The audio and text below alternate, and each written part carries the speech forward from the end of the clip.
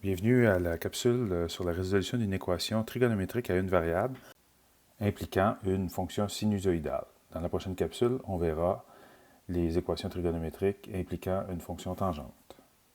L'explication sera vue à travers le problème suivant, soit résoudre l'équation moins 2 tiers cos de 3 x moins pi sur 6 plus 1 égale 1 demi sur un intervalle restreint de moins pi à pi sur 2. Comprenez que c'est la même procédure qu'on utiliserait pour le sinus. On verra comment résoudre l'équation algébriquement, mais il est toujours bien d'avoir une idée graphique d'une correspondance de l'équation. Pour ça, il va être suffisant de faire une esquisse graphique, une bonne esquisse graphique. C'est pour ça que d'apprendre à faire les tracés de fonctions était si important. On observe que la correspondance entre l'équation et le graphique est vue de cette façon. La courbe moins 2 tiers cos de 3x moins pi sur 6 plus 1 en rouge et la droite y égale 1 demi en bleu. Nous, ce qui nous intéresse, c'est l'ensemble des valeurs de x qui font que c'est égal, donc l'intersection entre les deux courbes. Et ça, on veut ça dans l'intervalle moins pi sur 2 à pi sur 2. Alors, moins pi à pi sur 2. Moins pi, c'est ici, sauf que l'intersection n'a pas lieu avant cet endroit. 1, 2, 3, 4 intersections. Et on continuerait ainsi, sauf qu'on est hors domaine. On est hors du domaine. Alors, on s'attend donc à trouver 4 points d'intersection dans notre intervalle. Je vais vous montrer dans cette capsule à déterminer l'ensemble de tous les points d'intersection. Alors, quand le domaine n'est pas restreint, on n'a pas un intervalle fini, on aura donc une infinité de points. Comment on fait pour les écrire, cette infinité de points? Mais bien sûr, dans notre cas présent, on va ensuite se limiter à notre intervalle. Alors, notre solution va comporter seulement les 4 points désirés. Allons-y avec la résolution algébrique. Première étape, on commence par isoler le sinus ou le cosinus dans l'équation. Comme toujours, pour préserver l'égalité, l'opération qu'on fait dans un membre de l'équation, on le fait aussi dans l'autre membre de l'équation. Alors, par exemple, en première étape, on va soustraire 1 du membre de gauche et on va soustraire 1 du membre de droite. Ainsi de suite pour les autres étapes.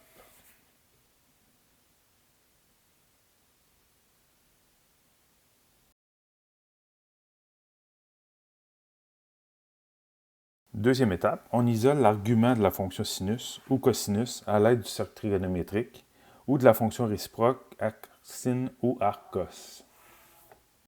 On cherche ici à savoir quel pourrait être l'angle correspondant à un cosinus valant 3 quarts. Donc, comprenons-nous, le cosinus, c'est l'abscisse lorsqu'on regarde dans le cercle trigonométrique. Alors, on a racine de 3 sur 2, qui est connu, racine de 2 sur 2, 1 demi, 0. Et même chose du côté négatif. Alors, 3 quarts, c'est environ ici. Environ ici. Donc, c'est sûr que racine de 2 sur 2, c'est près, mais ce n'est pas ce qu'on cherche. On s'attend à trouver un argument dans cet endroit-là. On chercherait l'angle en radian correspondant à ça. Le cercle trigonométrique ne peut pas nous aider dans ce cas-ci. On va donc devoir utiliser la fonction arc cos. On applique de chaque côté de l'équation l'arc cosinus. On se retrouve donc avec l'arc cosinus du cosinus de 3x moins pi sur 6 égale l'arc cosinus de 3 quarts. Ce qui va nous donner 3 fois x moins pi sur 6 égale l'arc cosinus de 3 quarts. Il faut comprendre que c'est lié à la fonction arc cosinus que on a étudiée précédemment, c'est-à-dire, si on regarde le graphique à droite, c'est comme si on cherchait, à vrai dire, c'est exactement ça, notre argument, appelons-le θ, l'angle en radian. On cherche un angle en radian correspondant à 3 quarts. Donc ici, là, environ, là, j'irai trouver l'angle en radian correspondant à ça. Étape 3. Pour une équation sinusoïdale, on détermine la ou les deux valeurs de θ sur l'intervalle 0 à 2π ouvert. On n'a pas besoin de répéter le même point, qui vérifie l'équation. On utilise au besoin l'identité correspondante. Quand on dit au besoin, c'est lorsque le cercle ne peut pas nous aider, on va se servir des identiques et bien sûr, on leur leur place aussi si on réfléchit sur le cercle. Alors, si c'est un sinus, on peut utiliser sinus de θ et on ajoute pi, et ça équivaut à moins sin de θ. Et même chose pour cosinus, cos de θ plus pi donne moins cos de θ. Comme ça, on va pouvoir trouver deux angles, donc deux arguments. Alors, le premier, de 3x moins pi sur 6 égale arc cos de 3 quarts, on peut aller déterminer la valeur de θ en isolant le x. Et deuxièmement, on fera la même chose. On prendra la première valeur qu'on aura trouvée. Et cette fois-ci, on va ajouter pi. Et ça va nous donner l'arc cosinus de moins 3 quarts. Quatrième étape, on forme deux équations à partir de ces deux valeurs et on résout ces équations. Alors, premier cas, donc l'argument que j'appelle θ, on a 3x moins pi sur 6 égale arc cos de 3 quarts et on isole le x.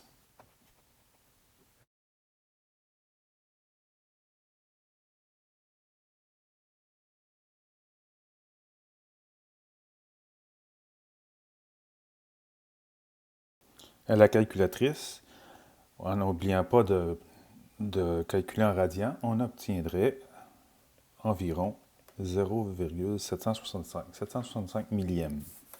Deuxième équation, on prend l'argument, on ajoute pi, et cette fois-ci, on met ça en équivalence avec l'arc cos de moins 3 quarts. Bien important, l'opposé de 3 quarts.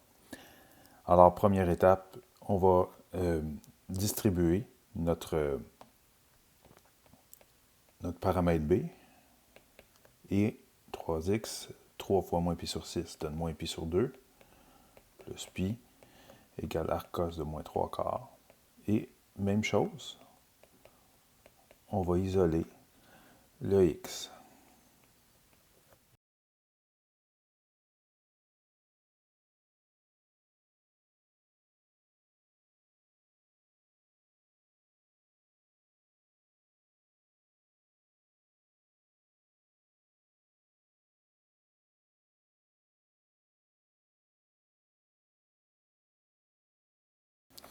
On obtient donc comme deuxième valeur que de l'angle, x est égal au tiers de l'arc cosinus de moins 3 quarts, moins pi sur 6, encore une fois, en radians.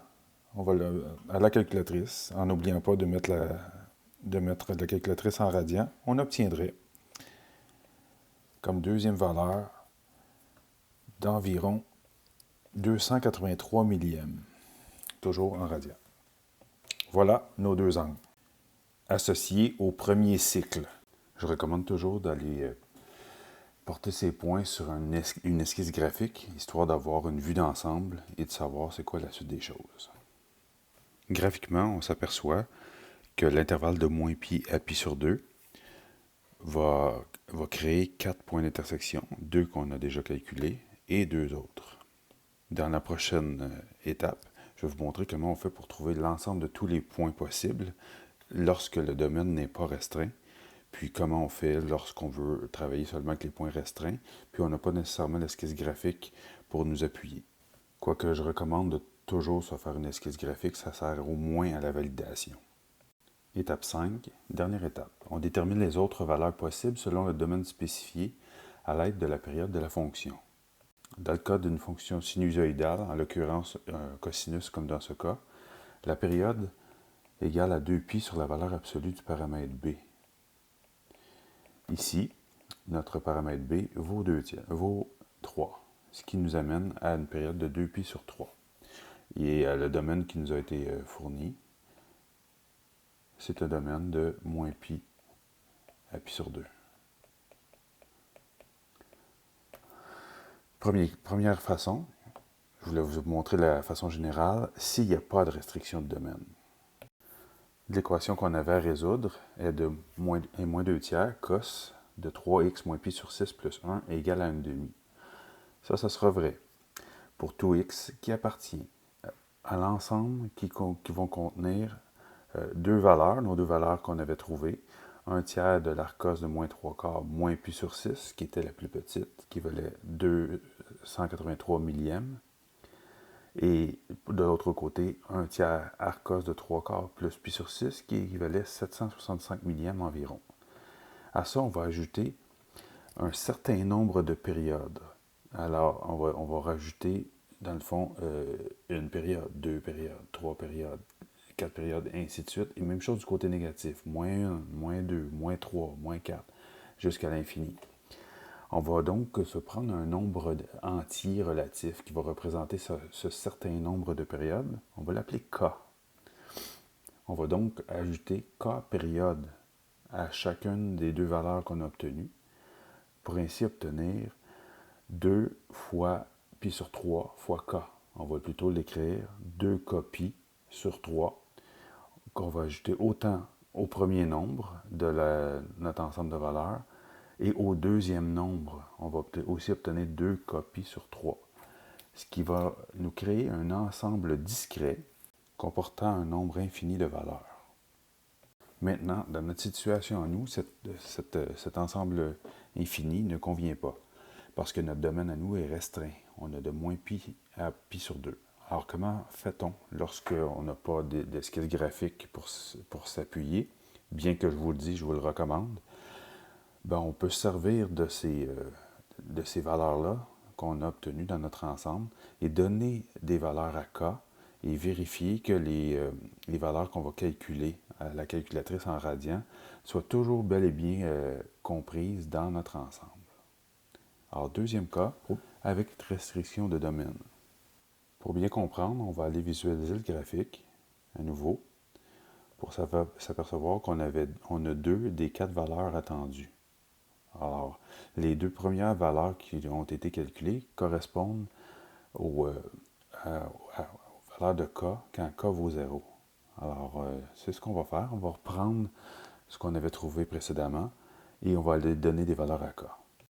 Selon l'esquisse graphique, il est évident qu'on cherche des points qui sont situés à gauche de ceux qui ont déjà été trouvés. Alors, on va prendre des valeurs de K négatives. Par contre, si on n'avait pas d'esquisse graphique pour s'appuyer, on irait tester K vaut moins 1, K vaut 1, K vaut moins 2, K vaut 2, et ainsi de suite. On irait placer de chaque côté, jusqu'à temps qu'on s'aperçoive qu'on est sorti du domaine. Alors, on va commencer par K égale à moins 1 pour valider que bel et bien ces points appartiennent à notre domaine fourni. Alors, on va avoir un tiers de Arcos moins 3 quarts, moins pi sur 6, auquel on va soustraire, donc K vaut moins 1, on va soustraire 2 pi sur 3. On remplace le K par moins 1. Et lorsqu'on calcule ces deux points-là, en mettant sur le même dénominateur, on s'aperçoit que ça donne moins 5 pi sur 6. À la calculatrice, on calcule tout ça, et ça va nous donner moins 1,812. Et ça appartient bel et bien à l'intervalle moins pi à pi sur 2, parce que pi, c'est environ 3,14, moins 3,14, et pi sur 2, c'est la moitié de pi, donc 1,57 environ. Fait qu'on est dedans. Voilà pour le premier. Voilà, appelons-le x3. On va l'appeler x3 et x4. On fait le même principe. Un tiers. Cette fois-ci, on sert de la valeur de l'expression de droite dans notre accolade de tout à l'heure. 3 quarts plus pi sur 6, auquel on soustrait encore une fois 2 pi sur 3.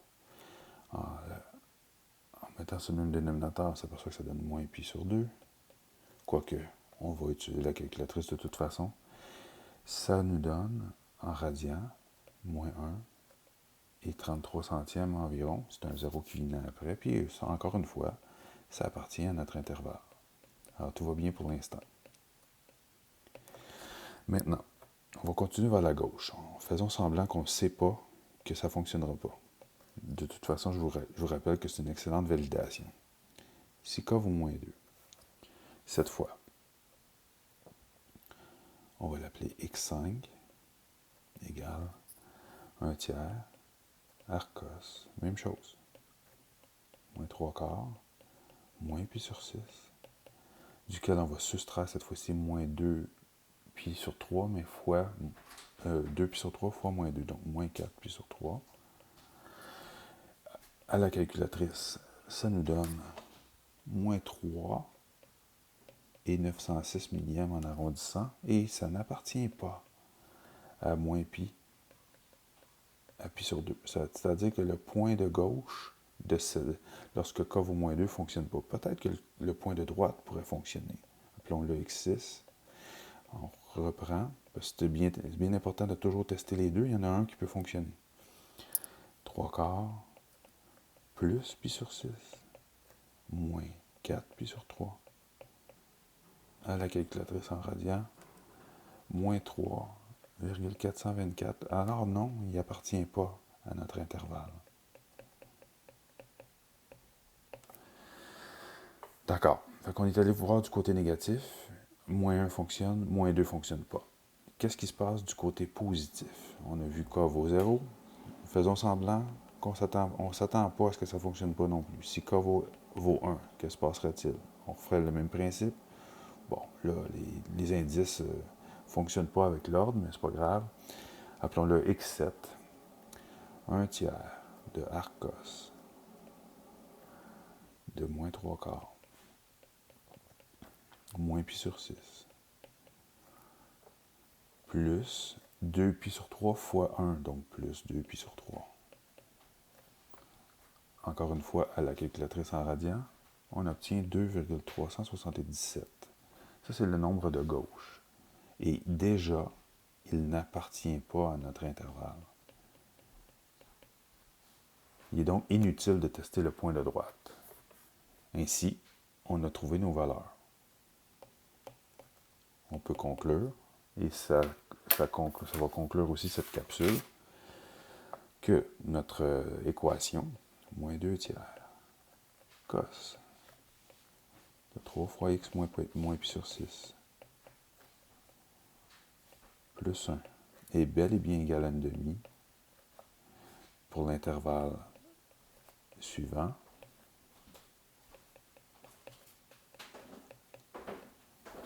C'est équivalent à dire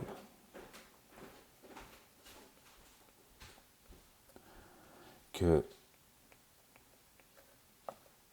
x appartient à l'ensemble des valeurs suivantes. Là, on va l'écrire de façon précise. 1 tiers de arcos de moins 3 quarts, moins 5 pi sur 6. C'est pour ça que c'est important de bien les calculer. Première valeur, c'est celle la plus à gauche. Elle vaut environ moins 1,812. Moi, je l'écris en dessous, là, mais dans la réponse exacte, c'est ce que j'écris avec les arcos. Et ainsi de suite. 1 tiers, arcos de 3 quarts, moins pi sur 2. Deuxième valeur calculée, ce qui donne moins 1,33 environ. Ensuite, 1 tiers d'arcos moins 6, et enfin 1 tiers d'arcos plus 5 pi sur 6, qui est environ. Enfin, on peut venir associer le graphique au point qu'on a trouvé précédemment. Donc le premier, 283 millièmes environ, 765 millièmes. Les deux derniers, on les associe. Donc c'est à gauche de l'axe. Et voilà. Et ce qui vient appuyer notre raisonnement. Je suggère toujours de prendre une esquisse graphique pour valider le raisonnement, pour l'illustrer. Ça nous sert vraiment de support. Voilà ce qui conclut cette capsule. La prochaine, ça portera sur la résolution d'une équation trigonométrique impliquant une fonction tangente.